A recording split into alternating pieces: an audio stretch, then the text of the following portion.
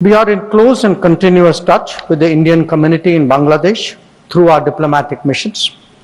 There are an estimated 19,000 Indian nationals there. भारतीय वजीर खारजा जय शंकर ने कहा है कि हम भरपूर हिमायत करते हैं हसीना वाजिद की, जबकि मोदी हुकूमत का बांग्लादेशी आर्मी चीफ से राब्ता भी हुआ है। We are also monitoring the situation with regard to the status of minorities. Our border guarding forces have also been instructed to be exceptionally alert in view of this complex situation. Sheikh Hasina से मुलाकात हुई है अजीत दोवल की। अब शेख हसीना साहब और अजीत दोवल साहब दोनों ने क्या बातें की हैं? हसीना वाजिद ने अभी उनके बेटे ने बीबीसी को इंटरव्यू देते हुए ये कहा कि उनकी वालदा जो है वो सियासी तौर पर वापस नहीं आएंगी, वो बहुत हार्ट ब्रोकन हैं, उन्होंने बांग्लादेश के लिए इतना काम किया। साबिक वजीर आजम शेख हसीना वाजिद के बेटे की गुफ्तगू आपने सुनी, वो ऐसा लग रहा था कि वो कोई बांग्लादेशी नहीं बल्कि कोई भारतीय एजेंट बात कर रहा है और इल्जाम पाकिस्तान पर लगाया जा रहा है। ममता बनर्जी उनकी तरफ से भी एक स्टेटमेंट आई है और उससे तो ये अंदाजा हो रहा है कि भारत इस सिचुएशन में इकट्ठा है। सुना है कि हिंदुओं के मंदिरों में भी घुसने की कोशिश की। ये कैसे मुमकिन हो सकता है कि आप किसी की इबादत गाह पे, हिंदू हो, मुसलमान हो, सिख हो, जीव हो, कोई भी हो, हम कैसे किसी की सोच भी सकते हैं? वहां हिंदुओं के साथ कुछ ज्यादती हुई है बांग्लादेश में, लेकिन उन्होंने फौरी तौर पे कहा कि ये रिएक्शन था जो इंडिया के अंदर करीबी इलाकों में हिंदू मुसलमानों के साथ कर रहे हैं। बांग्लादेश की तख्लीक जो है वो भारत की है और ये कैसी हम बात कर रहे हैं कि जनाब हमें इसके ऊपर जश्न नहीं मनाना चाहिए। बिल्कुल जश्न मनाना चाहिए। कौन कहता है कि जश्न नहीं मनाना चाहिए? भाई उन्होंने हमारा मुल्क तोड़ दिया। लेकिन फिर हमने ये भी देखा है कि बहुत सारे लोग वहां पे जो थे वो प्रोटेक्ट करने के लिए भी निकले कि हम मंदिरों को किसी को गिराने नहीं देंगे। वो तो इंडिया वाले तो ये देखेंगे ना कि अब हमारे लोगों का क्या बनेगा। अब जितना ये मैटर बांग्लादेश के लिए था उतना ये मैटर अब इंडिया के लिए बन गया। अच्छा हाँ। नमस्कार दोस्तों, बांग्लादेश की जो सिचुएशन है अभी उसे लेकर आज हमारी गवर्नमेंट ने पार्लियामेंट हाउस में एक मीटिंग रखी जिसमें सारे पार्टियों को बुलाया गया और इस इशू के ऊपर ऑपोजिशन ने यूनिटी दिखाई और भारत के हित में सारे फैसले लिए। हमारे फॉरेन मिनिस्टर एस जयशंकर जी ने कहा कि भारत बांग्लादेश में रह रहे हिंदू कम्युनिटी और जो भी हमारे इंडियंस वहां मौजूद हैं उनसे क्लोज कांटेक्ट में है और भारत हर कोशिश करेगा कि किसी तरीके से भी बांग्लादेशी हिंदुओं की सुरक्षा की जाए। कल से ही सोशल मीडिया में ऐसी वीडियो सर्कुलेट कर रही है जिसे देखकर आपका दिल सहम उठेगा। बांग्लादेशी हिंदुओं के घर जला दिए जा रहे हैं, उनकी ज़मीनें छीनी जा रही है और उनके दुकानों में आग लगा दिए जा रहा है।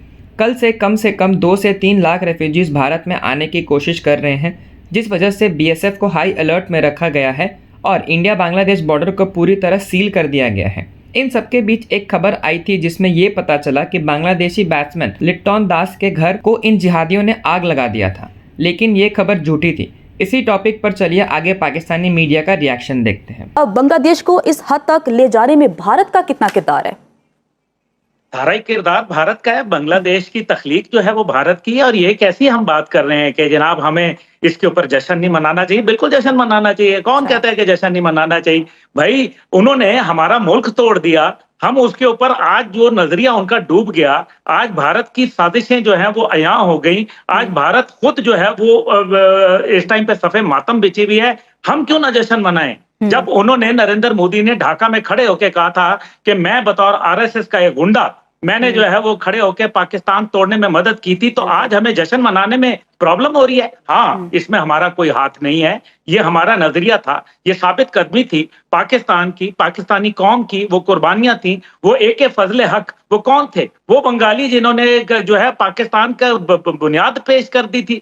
और आज जो है वो करारदाद पाकिस्तान किसने पेश की थी? उसके बाद आज यानी कि वो करारदाद वहां से देखे ना, 2 जगह से पाकिस्तान की मूवमेंट चली थी, एक बंगाल से और दूसरी तरफ जो है वो कश्मीर से चली थी। आज अगर वो हमारे मुल्क में दहशतगर्दी करते हैं भारत, आज हम जो है बांग्लादेश के अंदर उनके जो अजायम खाक में मिलते देखते हैं, आज उनका जो मुक्ति भानी को गर्क होते देखते हैं हम जो है वो खलीज बंगाल के अंदर, तो हम जो जश्न मनाएंगे जनाब, जरूर मनाएंगे, क्योंकि मेरी पाकिस्तानियत, मेरे मुल्क की हुब्बुल वतनी ये मुझे इजाजत देती है। सुना है कि हिंदुओं के मंदिरों में भी घुसने की कोशिश की। ये कैसे मुमकिन हो सकता है कि आप किसी की इबादत गाह पे, हिंदू हो, मुसलमान हो, सिख हो, जीव हो, कोई भी हो, हम कैसे किसी की सोच भी सकते हैं? इसमें कोई वो नहीं है कि हिंदू हो या गुरुद्वारा हो या मुसलमान हो। एक पॉलिटिकल चीज है पॉलिटिकल चीज में मजहब को लाने की कोई जरूरत ही नहीं है। सो बांग्लादेश के प्रोटेस्टर्स को, लेकिन फिर हमने ये भी देखा है कि बहुत सारे लोग वहां पे जो थे वो प्रोटेक्ट करने के लिए भी निकले कि हम मंदिरों को किसी को गिराने नहीं देंगे। देखें, इंडिया के इर्द गिर्द श्रीलंका में हुकूमत टॉपल हुई, बांग्लादेश में हुकूमत टॉपल हुई, अफगानिस्तान में हुकूमत टॉपल हुई। सो इंडिया समझता है कि हम किस इलाके में बैठे हुए हैं। इस मैटर के बाद अब रिलेशंस भी देखे जाएंगे।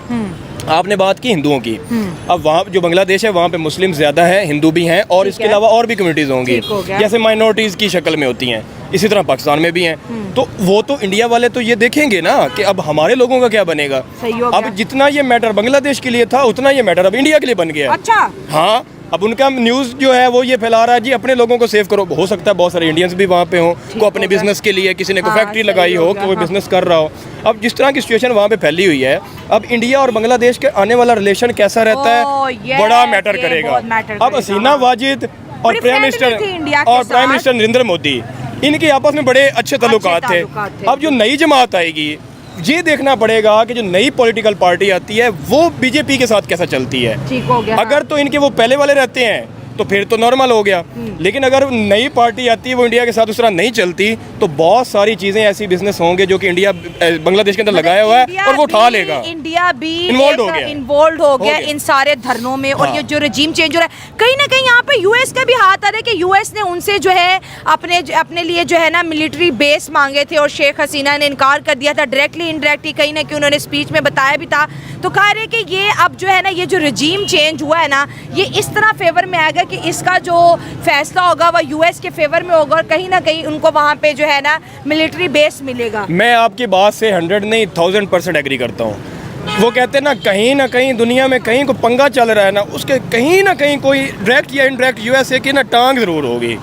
हो सकता है, मैं कंफर्म नहीं कर सकता, बट हो सकता है कि इसके पीछे यूएसए की कोई गेम हो, ये वो, क्योंकि जहाँ भी दुनिया में कोई कंट्रियाँ लड़ रही हैं ना उसके अंदर घुस जाता है यूएसए। उसकी आदत है, उसको सुपर पावर बनने का ना बड़ा शौक है, वो घुसता है। एक ही कंट्री है जो उसको नहीं घुसने देता और वो इंडिया है।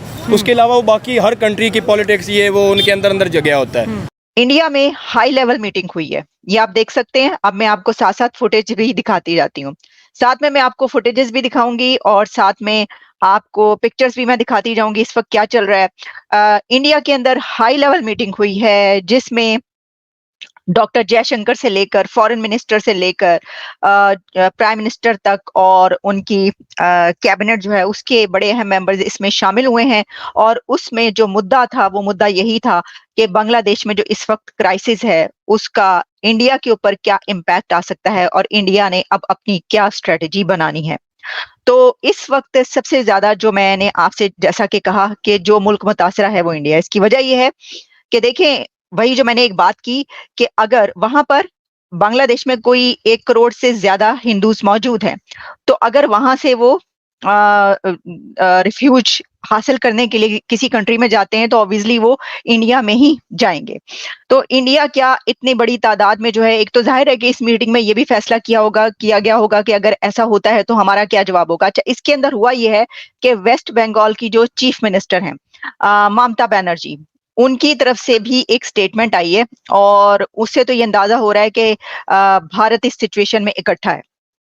यानी ममता बनर्जी ने जो उनकी तरफ से एक स्टैंड आया है उससे ये नजर आता है कि इंडिया इस वक्त जुड़ा हुआ है